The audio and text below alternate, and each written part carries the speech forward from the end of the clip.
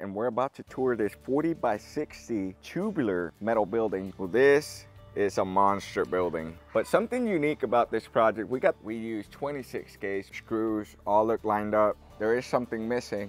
There's steel skin. Check out the inside, guys. This is what we call our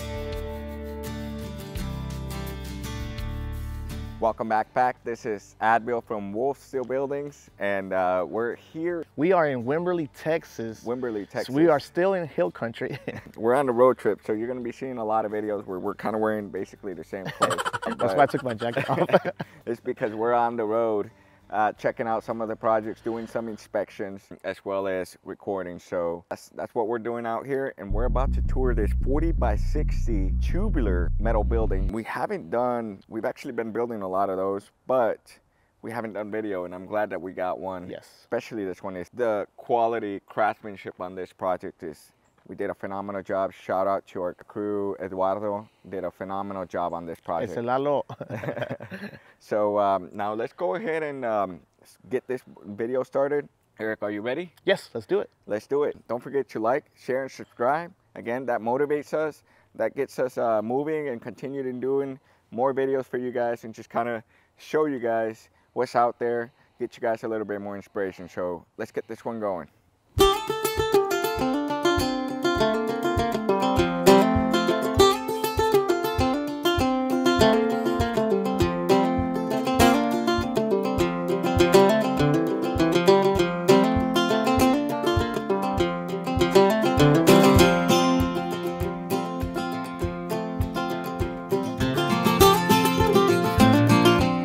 This is a monster building. So talk to me, Eric. What's the size? What's the dimensions of this project? Hey, how's it going, Pack? Erik Villagran here. Transmitting from Wimberly, Texas. This is a 40 wide by 60 long metal tubular building built by one of our builders, Eduardo. This is a phenomenal project. I'm very impressed by the craftsmanship of this project. As you can tell, our standard traditional color screws. Our walls are gray. You can't really tell from here, but the roof is actually white. We'll have some more shots on that later. With the drone? With the drone. And this door here is an overhead door. Our dimensions here is 12 by 8. Okay. Which is a very common size residential. I mean, if you live in Texas, you want to get a 12 wide door for your big Texas lifted truck. Then we got the service door, which is a steel door. We'll walk through it. But something unique about this project, we got the 412 pitch. So that's an upgraded roof. And then another thing is that we got a 1-foot overhang on a tubular. You really won't see this very common on a tubular. We got the 1-foot overhang. Now we do it a little bit custom with the overhang because the panel here is 29 gauge, okay? However, for the trim for the overhang, we didn't want to use 29 gauge. We used 26 gauge because of oil canning. 29 gauge, you can normally see some oil canning. It doesn't look as clean as having with 26 gauge, especially for trim, having seeing the oil canning, which is something that many, it's just like, it's kind of like concrete. Concrete's just gray, like unless you put, mix it with color, but that's similar to panels. You will see oil canning here and there on sheet metal, but it can be minimized, and that's kind of why there's ribs, this form of an ag panel. But for the overhang, that's why we do 26 gauge for the overhang of tubulars, because it minimizes a lot of the oil canning. I'm trying to really show you guys how clean it looks. Screws all look lined up. Then we got the gutters that we came in and installed, what, last week, Eric? Yes, they were installed a week ago. Colors are pretty close to accurate.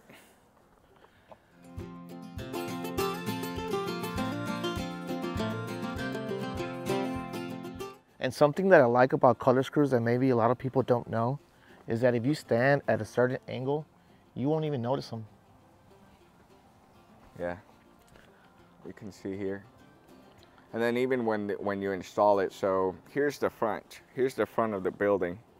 The screws are installed where it hides it from the rib. That way, if you're in the front, you don't really see the screws unless I go this way. And that's just because you start on this side. Yes.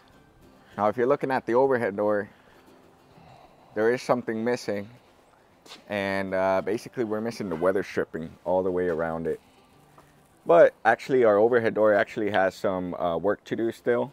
So I'm going to show you guys in the inside what kind of work is still missing. Let's walk into the inside because you're going to really like the framing of this project.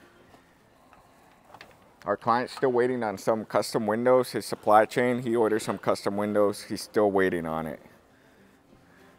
This is the steel door. This is not the mobile home door. Flush to the ground. Nice steel core.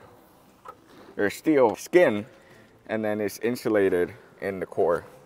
We also did the concrete work here, which I'm going to show you more details about our concrete. Check out the inside, guys.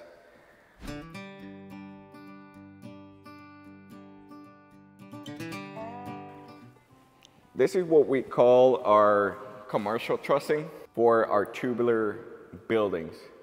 What I love about tubular commercial trussing like this is that it's galvanized, so it makes the building look super bright because it's basically all a light color.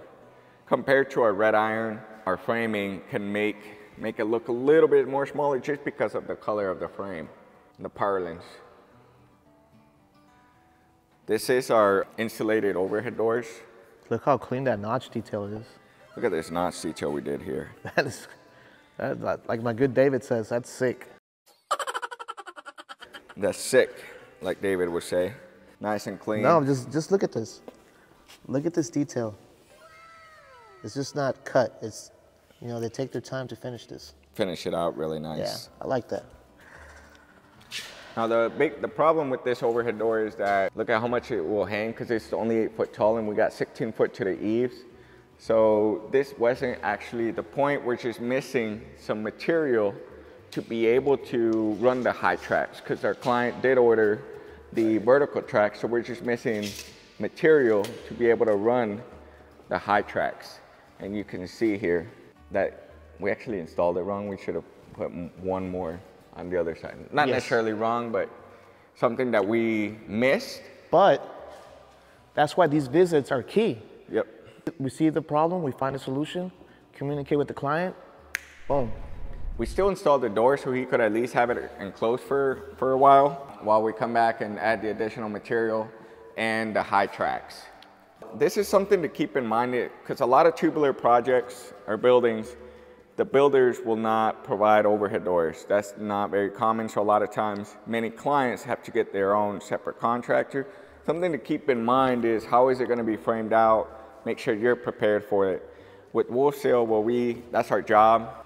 We coordinate and everything here, we failed.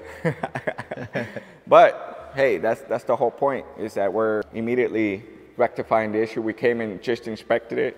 We already know what's missing here. So we're getting all that coordinated to get that done. Man, I just love the inside of this. Concrete, super nice finish. So every leg is anchored 4 times. And then we got the welded angles to be able to put an extra anchor. What did our client just say he was doing here? He said he would let us know for us to come back when he's done working here. Right here, he will build his master suite. So this eventually will be a man cave at the end. So this will be his master. But he already has all his plumbing. And then there will be the pool table. And then back there will be the sofas for NFL Sundays. NFL Sundays? Yes. And you got the yes. the undefeated Chicago Bears. The undefeated Chicago Bears. Well, I'm a Cowboys fan, so it's a great year for me. Spoke too soon. And then the loft area on the top. Yes, and then he'll have his loft storage. Yeah. I can't wait to see the end result. It took like about 5 days to put up. Yes, it took Eduardo roughly 4 to 5 days. I think there was 1 day of rain delay. Okay. So that's one of the differences between our red iron projects and our tubular projects, is that tubular is faster, and that's why you could get probably a better price, more because it's faster. All the trussing, all this was basically prefabricated at the shop. And then for our weld ups, it's actually fabricated on site, so it takes a little bit longer. Something like this normally would take about two weeks to 4 weeks to install something this big, maybe 3 weeks. But this one took about 4 to 5 days. Yes. So there's a big difference there, and it's just a matter of preference. But this building is spectacular. Yes. I hope you love the drone shots, guys.